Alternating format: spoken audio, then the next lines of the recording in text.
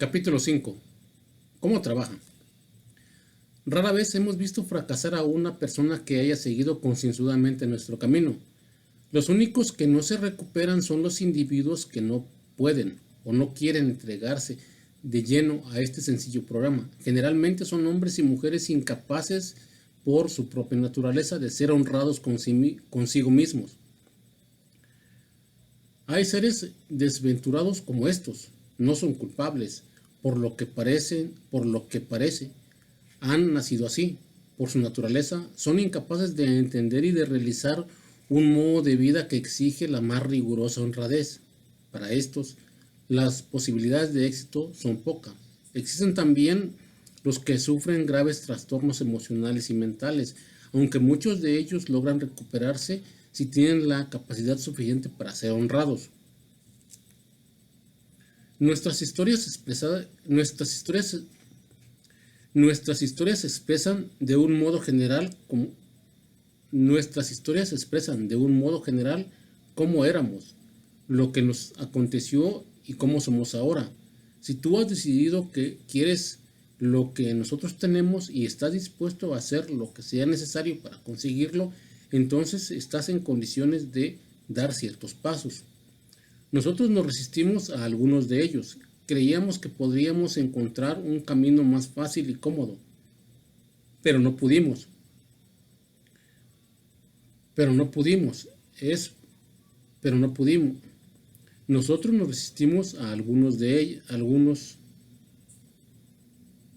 Nosotros nos resistimos a algunos de ellos. Creíamos que podríamos encontrar un camino más fácil y cómodo, pero no pudimos. Es por ello que, con todo el ahínco que pueda animarnos, te suplicamos que seas valiente y concienzudo desde el mismísimo comienzo. Algunos de nosotros tratamos de aferrarnos a nuestras viejas ideas y el resultado fue nulo hasta que nos deshicimos de ellas sin reserva. Recuerda que tratamos con el alcohol,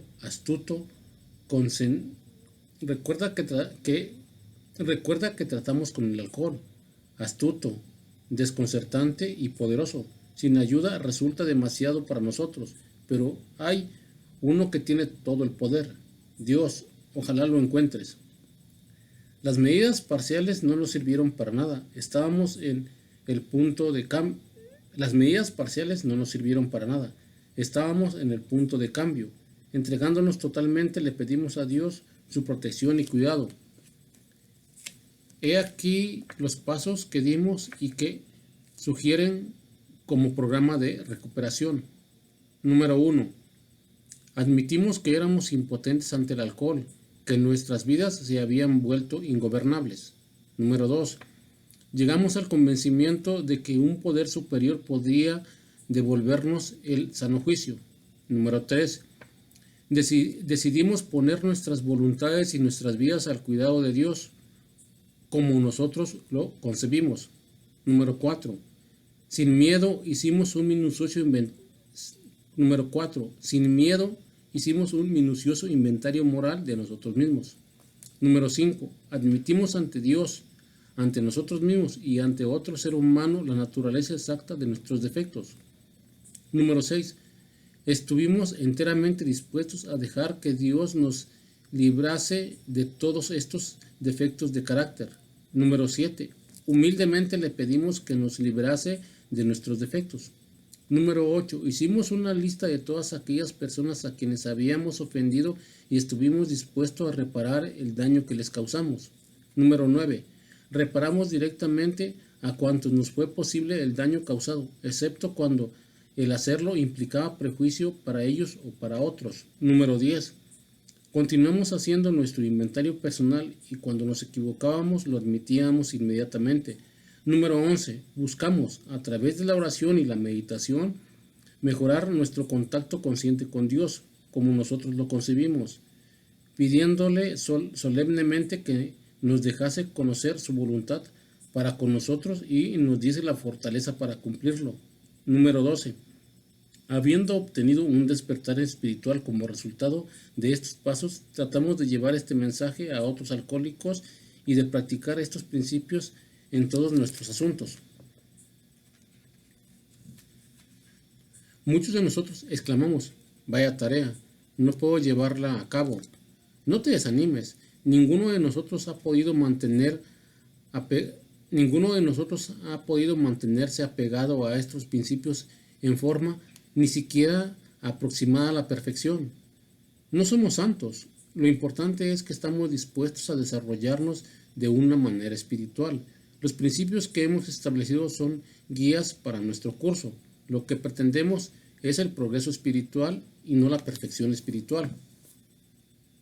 Nuestra descripción del alcohólico, el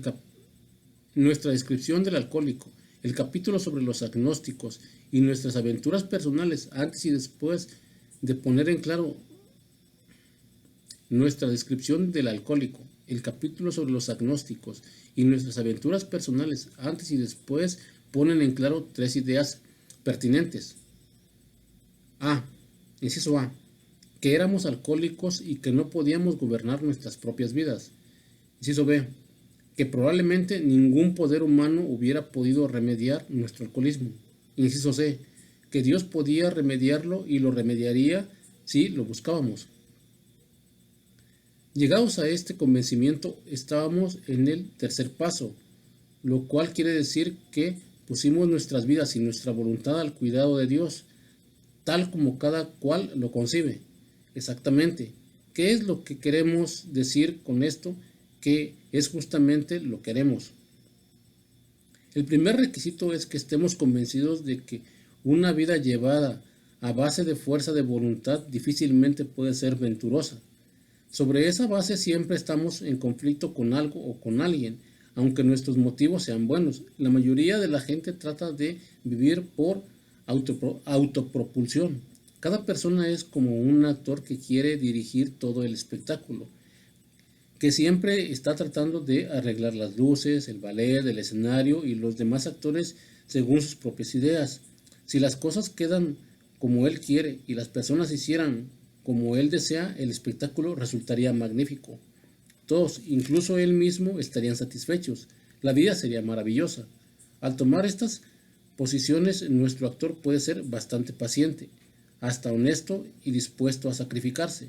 Por otra parte, ser vil, egoísta, interesado y falso.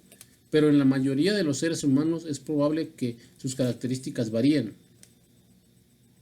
¿Qué es lo que generalmente pasa? El espectáculo no da muy buen resultado. Empieza a pensar que la vida no lo trata bien. Decide esforzarse nuevamente. En esta ocasión es más exigente o más condescendiente, según sea el caso. A pesar de todo, la función no le parece bien, admitiendo que en parte puede estar errado. Está seguro de que otros son admitiendo que en parte puede estar errado, está seguro de que otros son más culpables. Se encoleriza, se indigna y se llena de autoconmiseración. ¿Cuál es su dificultad básica? No es un individuo que busca para sí mismo, aun cuando está tratando de ser bondadoso. No es víctima de la ilusión que puede arrancarle satisfacciones y felicidad a este mundo si lo hace bien. ¿No es evidente para todos los demás actores que estas son las cosas que él quiere? Y sus acciones no hacen que cada uno de ellos quiera desquitarse sacando del espectáculo todo lo que pueda. No es él hasta en su mejor momento una fuente de confusión y no de armonía. Nuestro actor está concentrado en sí mismo.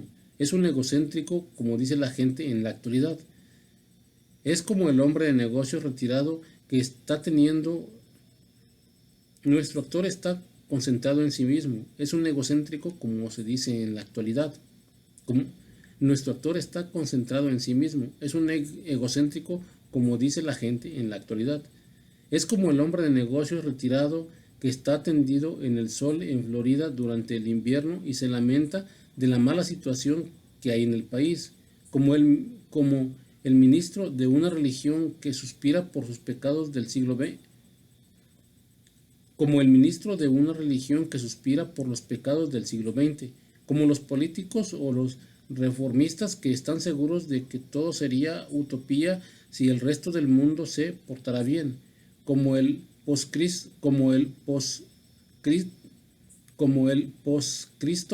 desencajado, como el poscristo desen, des- ser, como el poscristo, como el poscrito, como el poscrito descerrajador, como el poscrito descerrajador de cajas fuertes que cree que la sociedad lo ha maltratado, o como el alcohólico que ha perdido todo y está encarcelado. Cualquiera que sean nuestras protestas, no, no estamos la mayoría preocupados por nosotros mismos, por nuestros resentimientos y nuestra autoconmiseración, egoísmo, concentración en sí mismos. Creemos que esta es la raíz, creemos que esta es la raíz de nuestras dificultades, acosados por 100 formas de temor, de vana ilusión, de egoísmo, de autoconmiseración. Le pisamos los pies a nuestros compañeros y estos se vengan. A veces nos hieren aparentemente sin provocación, pero inevitablemente encontramos que alguna vez en el pasado tomamos decisiones egoístas que más tarde nos colocaron en posición propicia para ser lastimados. Así es que nuestras dificultades, creemos, son básicamente productos de nosotros mismos. Surgen de nosotros y el alcoholismo es un ejemplo extremo de la obstinación desbocada. Aunque él piense que no es así. Por encima de todo, nosotros los alcohólicos tenemos que librarnos de ese egoísmo. Tenemos que hacerlo o nos mata. Dios hace que esto sea posible y frecuentemente parece que no hay otra manera de librarse completamente del yo, más que con su ayuda. Muchos de nosotros teníamos gran cantidad de convicciones morales y filosóficas, pero no podíamos vivir a la altura de ellas, a pesar de que hubiéramos querido hacerlo. Tampoco podíamos reducir nuestra concentración en nosotros mismos con solo desearlo y tratar de hacerlo a base de nuestro propio poder. Tuvimos que obtener la ayuda de Dios. Este es el cómo y el porqué de ello. Ante todo tuvimos que dejar de jugar a ser Dios. No resultaba. Después decidimos en lo sucesivo en este drama de la vida. Dios iba a ser nuestro director. Él es el jefe, nosotros somos sus agentes. Él es el padre, nosotros sus hijos. La mayoría de las buenas ideas son sencillas y este concepto fue la piedra clave del nuevo arco triunfal por el que pasamos a la libertad. Cuando asumimos sinceramente esa actitud, toda clase de cosas admirables sucedieron. Teníamos un nuevo patrón, siendo todopoderoso. Él proveía todo lo que necesitábamos. Si nos manteníamos cerca de él y empeñábamos bien su trabajo, cuando asumimos sinceramente esa actitud, toda clase de cosas admirables sucedieron. Teníamos un nuevo patrón. Siendo todopoderoso, él proveía todo lo que necesitábamos. Si nos manteníamos cerca de él y desempeñábamos bien su trabajo.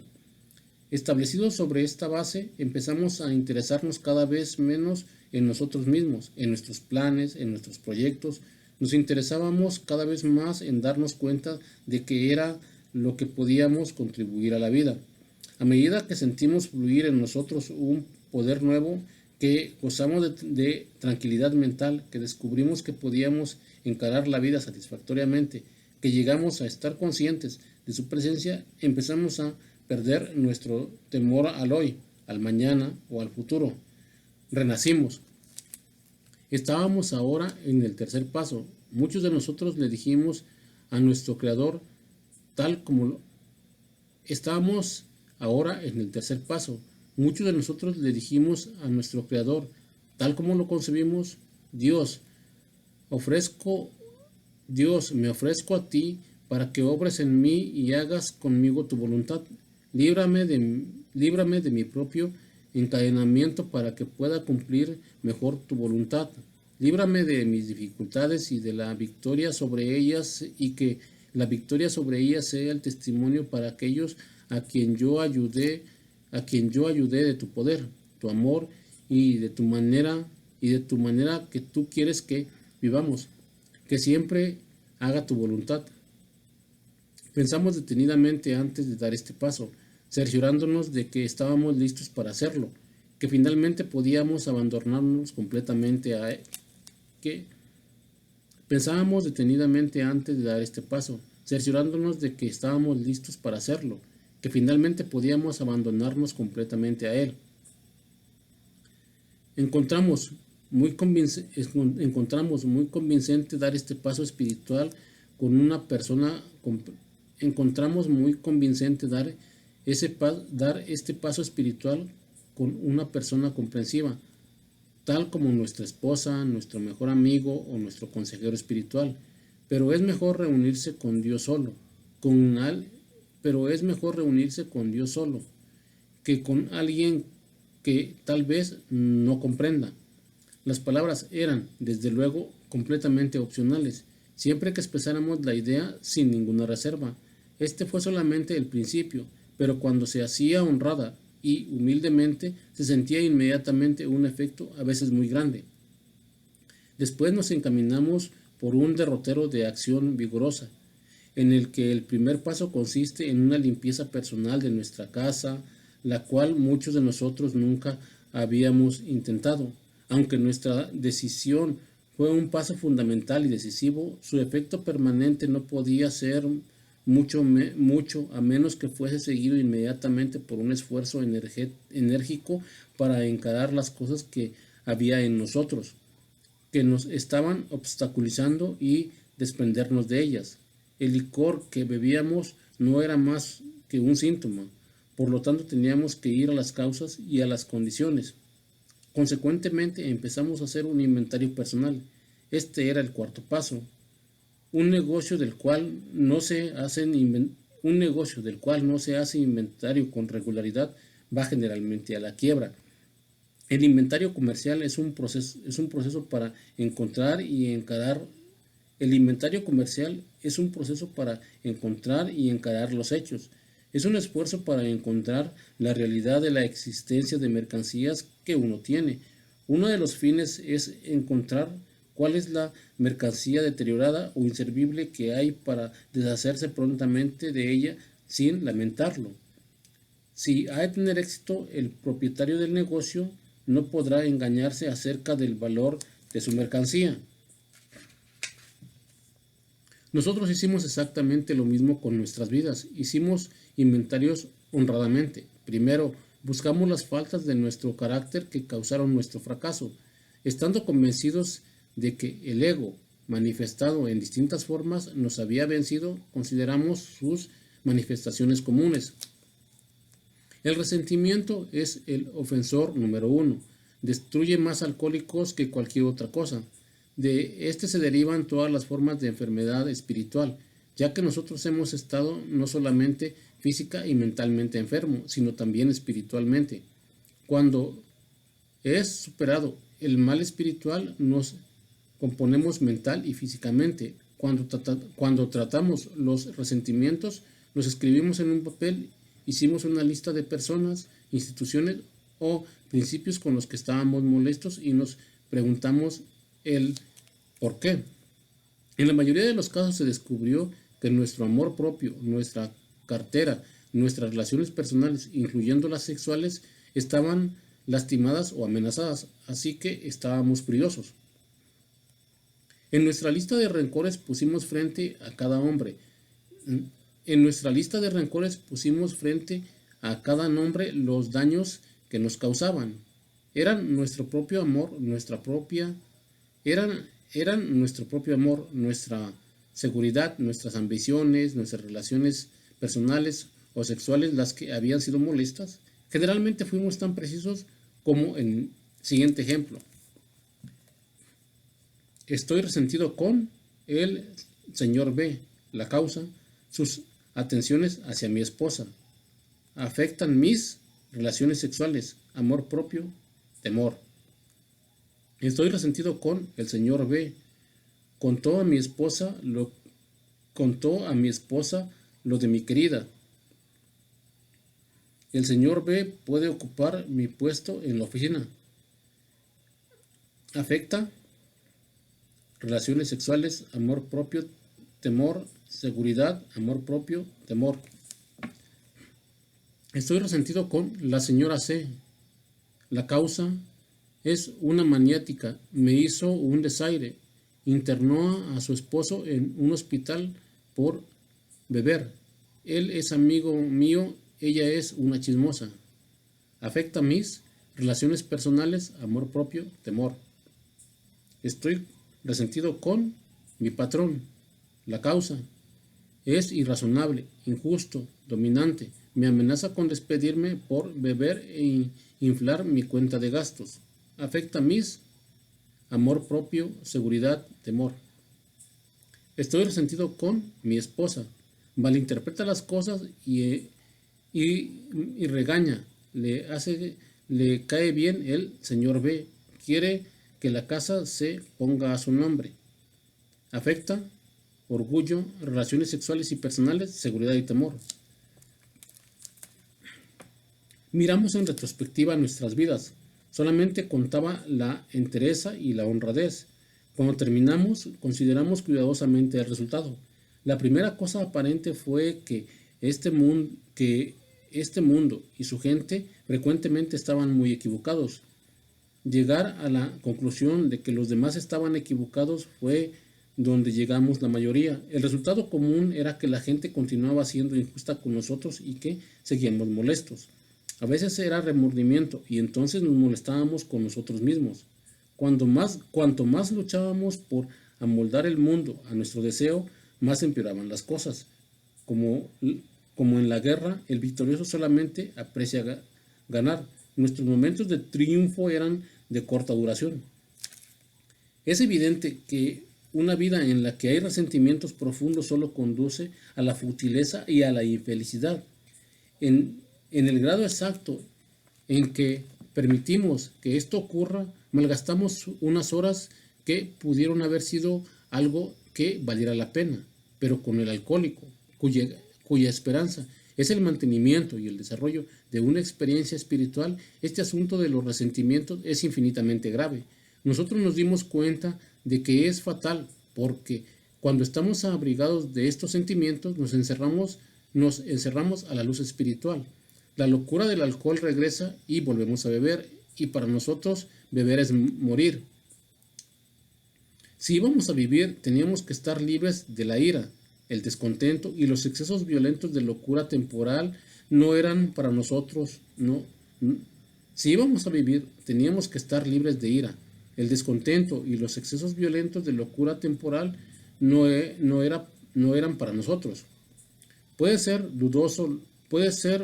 un dudoso lujo para personas normales, pero para los alcohólicos estas cosas son veneno. Regresamos a la lista que habíamos hecho, porque tenía la clave del futuro. Estábamos preparados para examinarla desde el punto de vista enteramente diferente.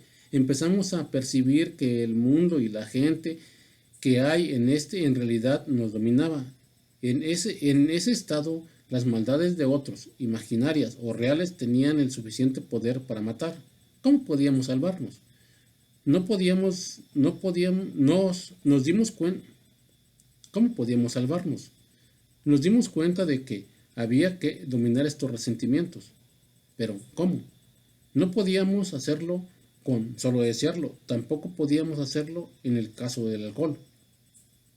Este fue el curso que seguimos. Nos dimos cuenta de que la gente que era injusta con nosotros tal vez estaba enferma espiritualmente, a pesar de que no nos parecía bien sus síntomas y la forma en que estos nos disturbaban. Ellos, como nosotros mismos, también estaban enfermos. Le pedimos a Dios que nos ayudara a demostrar la misma tolerancia, paciencia y compasión que gustosamente tendríamos para con un amigo enfermo.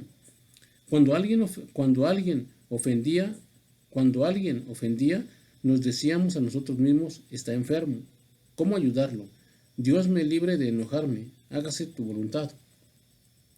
Evitamos el desquite o la discusión. No trataríamos así a alguien que estuviese enfermo. Si lo hacemos, destruiríamos la oportunidad que tenemos de ayudar. No podemos ayudar a toda la gente, pero cuando menos Dios nos mostrará cómo ver con tolerancia a todos y a cada uno de nuestros semejantes. Refiriéndonos una vez más a nuestra lista, quitando de nuestras mentes los errores que los demás habían cometido, buscamos resueltamente nuestras propias faltas. ¿Cómo habíamos sido egoístas, faltos de honradez y habíamos tenido miedo? Aunque no enteramente culpables de una situación, tratamos de hacer a un lado completamente a la otra persona involucrada en ella. ¿En qué estaba nuestra culpabilidad? El inventario era nuestro. ¿En qué estaba nuestra culpabilidad? El inventario era nuestro inventario y no el del otro. Cuando nos dábamos cuenta de nuestras faltas, las apuntábamos, las poníamos frente a nosotros en blanco y negro. Admitíamos honradamente nuestras faltas y estábamos dispuestos a enmendarlas.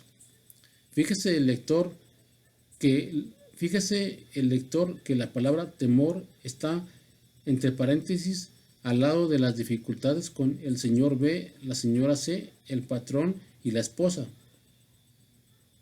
Esta corta palabra temor toca de un modo u otro casi todos los aspectos de nuestras vidas.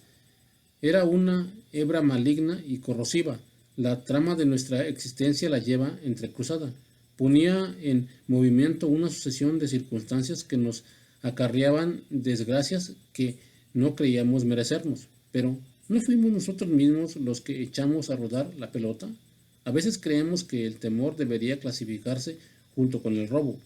Parece que causa aún más daño. Analizamos concienzudamente nuestros temores, los escribimos en el papel, aunque no estuviesen.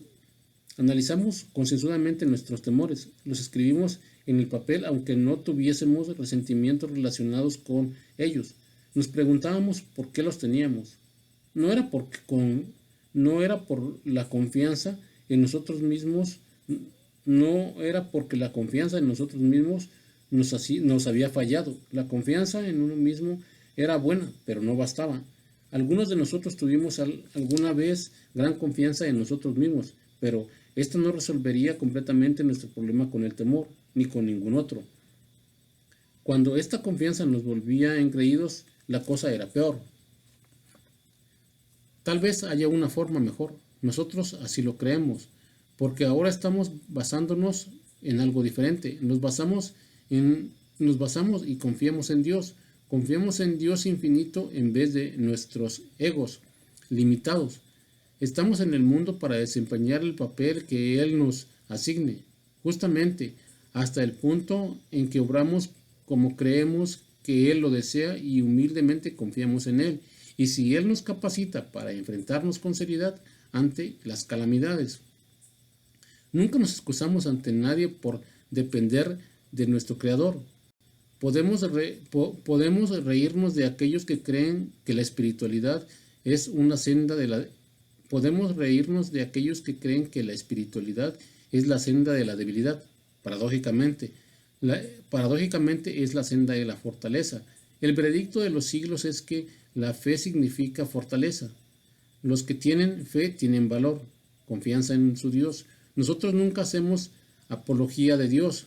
En vez de ello, dejamos que Él demuestre a través de nosotros lo que Él puede hacer. Le pedimos a Él que nos libere de nuestro temor y guíe nuestra atención hacia lo que Él desea que seamos. Inmediatamente comenzamos a superar el temor. Ahora lo referente al sexo. Muchos de nosotros necesitábamos una revisión en este sentido, pero por encima de todo, tratamos de ser sensatos en esta cuestión. Es tan fácil descarrillarse.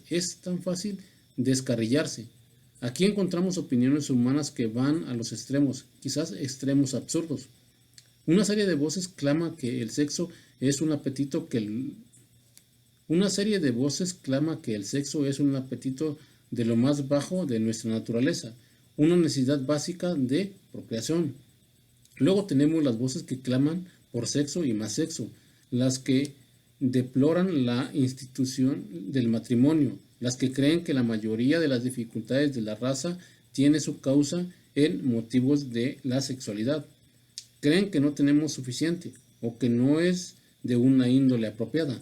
Ven su significado por todas partes.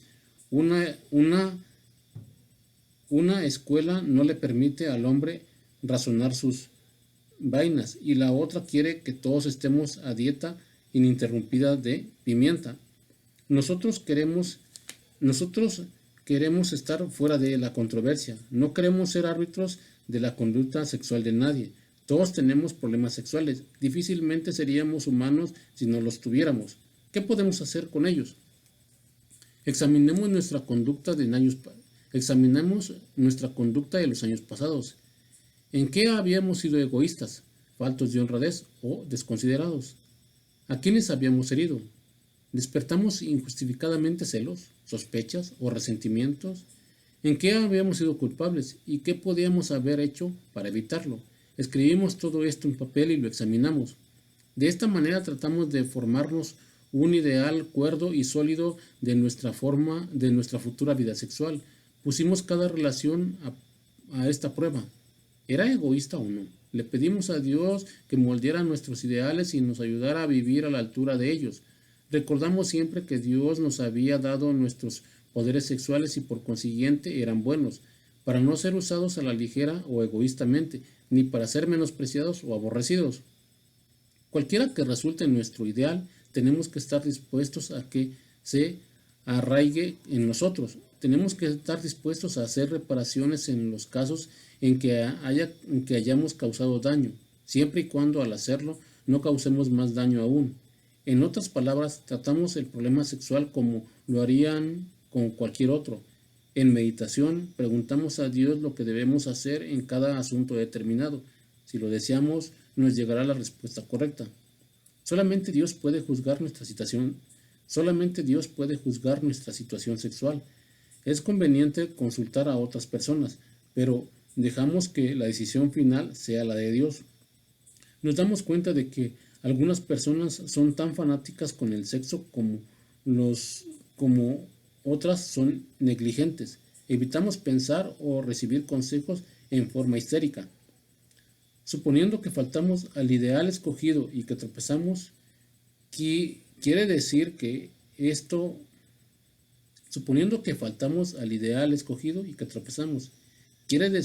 que vamos a emborracharnos. Algunos nos dicen que así sería, pero esto solamente es una verdad a medias. Esto depende de nosotros y de nuestros motivos. Si lamentamos lo que hemos hecho y tenemos el deseo sincero de que Dios nos conduzca a cosas mejores, creemos que seremos perdonados y que habremos aprendido de nuestra lección. Si no lo lamentamos y nuestra conducta sigue dañando a otro, es seguro que beberemos. No estamos teorizando. Estos son hechos de nuestra propia experiencia.